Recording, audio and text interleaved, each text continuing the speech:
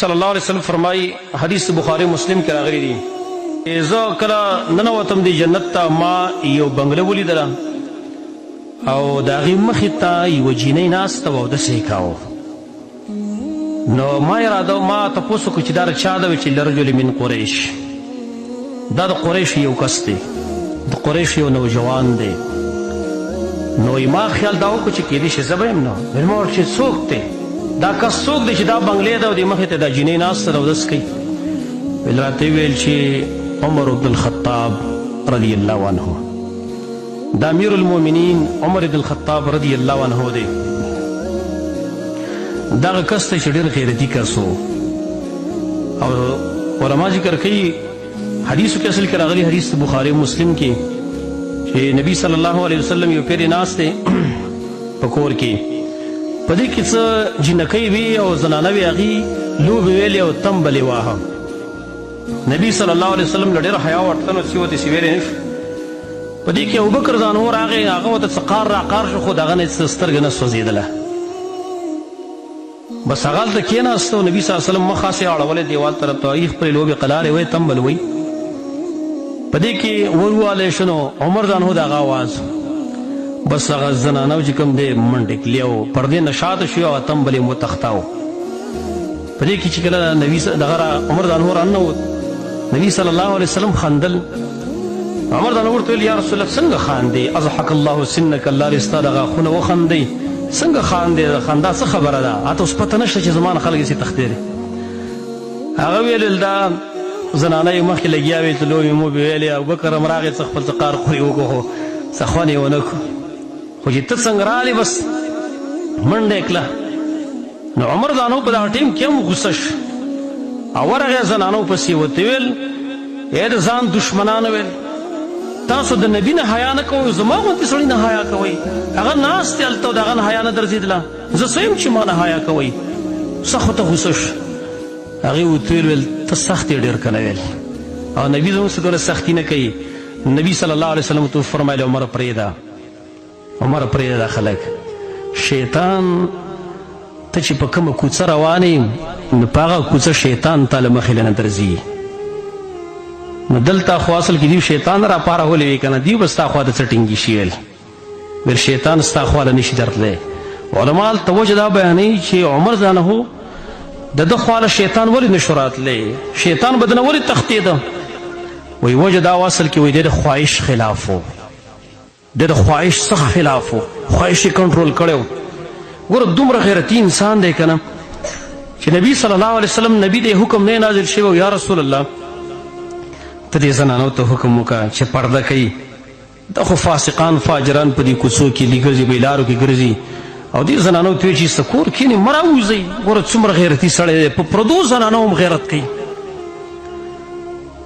دارنګې هغه به دا ویل چې یاره د هغه بیبي د هغې د چا وویله ویل ګوره تا ته پته شته چې عمر ځانهو ستا په دې راتګ باندې جومات ته چې کله ته راځې هغه ټیم کې به زنانه جومات ته راتلې نو ستا په دې راتګ باندې عمر چې کوم دی هغه خفه کېږي ویله او ته راځي نو هغې ورته ویله ویل ما ولې نه منع کوي منع مې دې کي که نه نو چا ورته ویل چې منع کولی دې ځکه نه شي چې هلته نبي ویلي چې لا تمنعوا اماء الله مساجد الله د الله دا وینځې مه منع کوئ دا زنانه مه منع کوئ د جوماتونو نه اگر چې کورونه وله بهتر دي ویله دغه وجه یې نه منع کوي سودا رضی الله عنها هغه راوتلې وه روانه و مسجد ته تیاره کې سودا رضی الله عنها د نبي صلی الله علیه وسلم بیبي ده او ده ولیده نو ده پې لورې نه آواز وکړو ای سعودي ما وپېژندلې ویل مطلب یې دا و چې الله پرده نازله کړي دومره غیرتي سړی و نبي صلی الله علیه وسلم ته ویل دا زنانه بندګي عمره حکم نه نازل شوی څنګه ته یم چې بس پرده کوئ بس الله حکم نازل کړ دې ته موافقات د عمر ویلې کی تقریبا علماو شمارلي 14 آیتونه یا د هغې نه زیات دا د عمر ځانو موافقات دي چې څنګه عمر خبره وکړه سبحان الله الله ته دومره ګران و چې فورا به یې ویلل بس دغه شان کار وکړئ ویله بدر کې قیدیان ونیولی شو تپوس وشو ویل څه چل وسو ابوبکر ځان ویل فدیه به تیوال ویل آزاد به کړل کېدای شي اسلام راوړي عمر ته ویل ته څه ویې هغه ویل هر سړي ته خپل خپلوان حواله کویل ما ته پکې خپل ریشه دار را جدا کویل د ابوبکر ته خپل ور جدا کړه د علي ته خپل ور جدا کړه چې دا سټونه تي ووهو چې الله موږ ویني چې یا الله موږ ستا د دین په باره کې د خپلوانو خیال هم نه ساتو ویل دومره هغه سخت سړی د الله په دین کې او چې کله بیا فدیه واغستلی شو آیتونه رالو او ویل که چېرته الله حکم نازل کنه سورت انفال کې ویل که مخکې تقدیر کې الله دا خبره نه وي لیکلي چې دې امت دپاره به غنیمتونه حلالېږي نو ویل تاسو ته به عذاب میلاو شوی او بیا نبی صلی الله علیه وسلم ناست دی دغه سخت الفاظ وکنه قرآن کې ولې تاسو د غنیمتونه واغسته د فدیه م واغستله دې قیدیانو نه نبی صلی الله علیه وسلم ناست دی ابوبکر هم ناست دی صحابه هم ناست دي الله چونکې دا زورن ورکړې ده نو د چا چې د چا سره مینه یي که نه نو که هغه ته یې معمولي غوندې لږه ترخه خبره وکړي که نه به یې خفه جاړي ځان له نو نبی صلی الله علیه وسلم او صحابو سره د خپل الله مینه ورسره و په زړه کې نو په دې زورنه باندې خفه و جړلې لګیا او ځانه جړلې او عمر ځان هو راغی ویل یا رسول الله ولې جاړئ که د جړا خبرې ماته هم وکئ نبی صلی الله علیه وسلم په دغه ټیم کې دا یو جمله ویله ویل که چېرته په دې ټیم کې چې کوم ټیم کې موږ دا فدیه د دې قیدیانو نه اخیستله که عذاب راغلی وی صرف عمر به بچ شوی نور به ټول هلاک شوي وي دغه سړی دی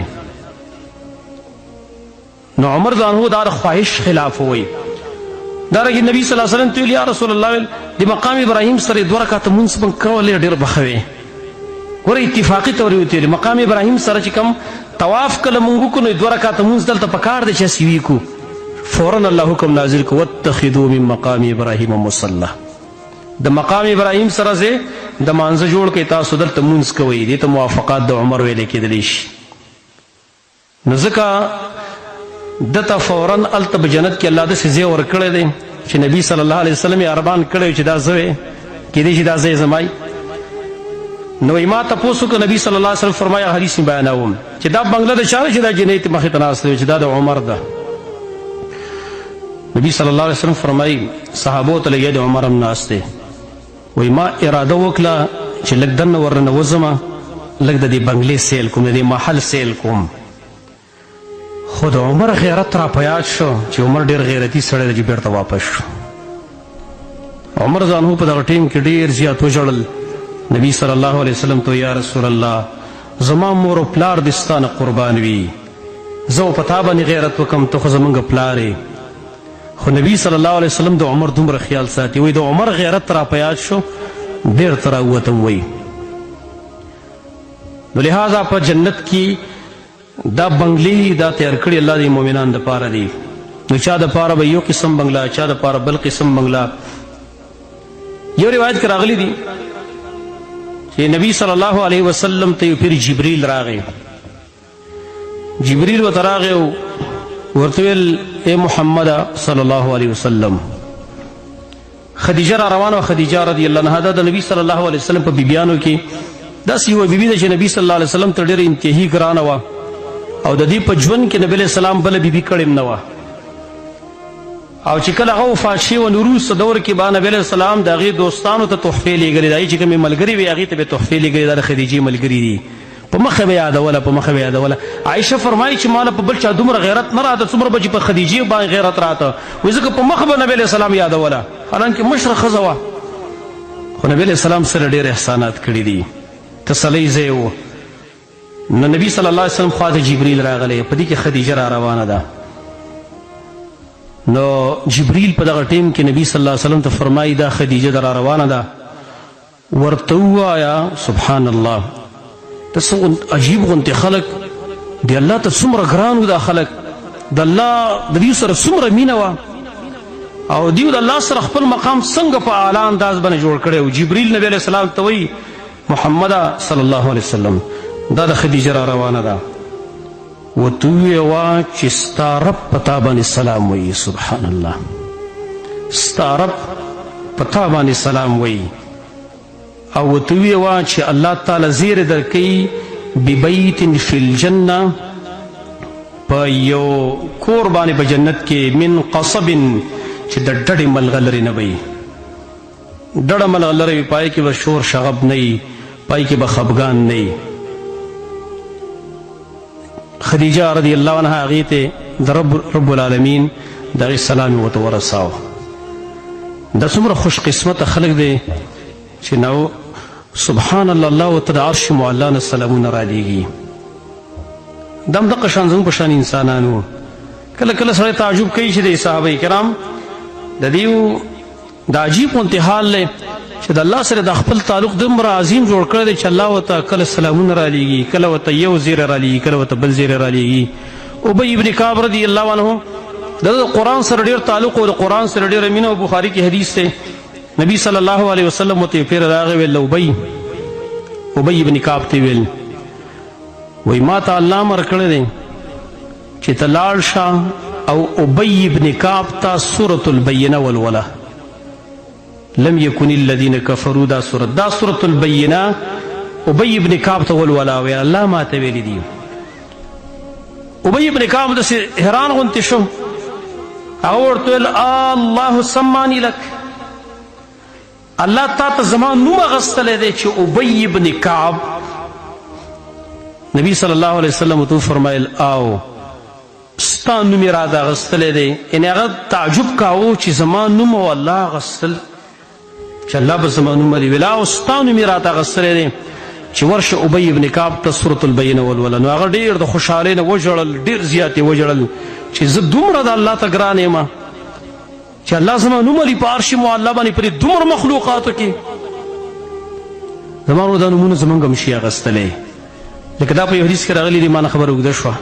نبی صلی الله علیه وسلم فرمایي چې الله فرمایلی دي زه د خپل بنده سره ورسره یم چې بنده که ما د خپل ځان سره یاد کی، ځان له ځای کې مې یاد کی، ذکر زما وکړي، نو ذکرته فی نفسی، زم د خپل ځان سره یاد کم. وان ذکرنی فی ملئ، او که ما په یو جماعت کې یاد کی، ذکرته فی ملئ خیر منه، الله وایي زه به په داسې جماعت کې یاد کم چې هغه به د دغه جماعت نه غوره. که موږ د خپل الله تذکره مثال په طور په دې جماعت کې وکړه نو الله به زمونږ تذکره انشاء الله تعالی، زمونږ امید دی د الله نه چې د ملایکو په جماعت کې به ان شاء الله.